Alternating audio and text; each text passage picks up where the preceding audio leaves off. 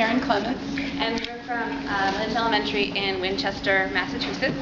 And so we're here to tell you about the project that we've now done together twice that we're calling Simple Machines Are Everywhere. Okay, so I'm a fifth grade teacher, so part of our science curriculum is to do simple machines and engineering design. So we do a whole month-long unit. We use our textbook, we use the Lego Simple Machine kits, and then once they have their background knowledge built and they understand simple machines, they go to Stephanie and she takes on a filming project with them. Right. So I'm the elementary ITS for Lynch Elementary, so I worked in collaboration with Karen, and then so we did it between the science class and then our weekly technology literacy classes. Like Karen said, we designed it to address both her standards with science and then my standards in technology. So the project would be that the students would make a video that showed examples of the different simple machines, and the big important part of the video was not that it would just show them, but they would have to explain how these simple machines they were finding, how they made the work easier, how they were making work easier for the kids in the school or the custodians who were wheeling the trash can on the wheels. So that was the big goal, was that they would see how the simple machines were operating within the school and in their daily lives.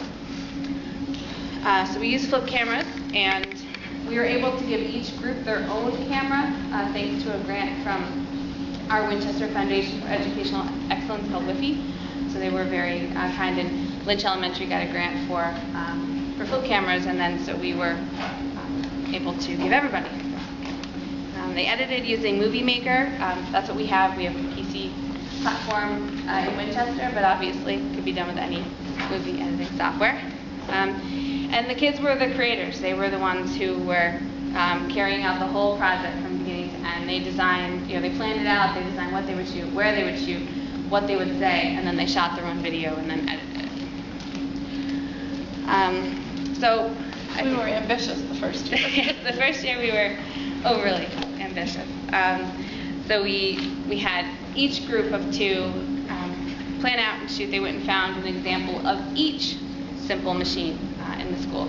And what that led to was a lot of goofiness, longer movies, and then kind of feeling like you were seeing the same movie over and over again. And so I think that we did quantity over quality that first year. So this year, Karen and I had a lot of lessons to draw on, and we met again and we focused in the project. And we had each group find one example, or find examples of one simple machine. So they were focused on just the one, and then they went out and they found examples of just their one that they were assigned. We found some limitations in this project. For example, we don't have collaboration between ITS and teachers built into our school day. So Karen and I did this basically on our own time after school, in moments where we could catch each other in the hallway and say, "Oh, Karen, we're going to talk about the project. I think we can start. When can we start?"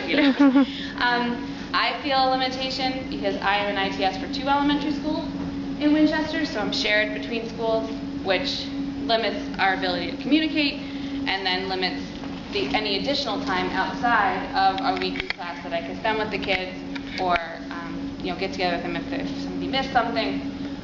So I feel like that's a big limitation. And our technology classes, where I see the kids, are just one time a week for 45 minutes.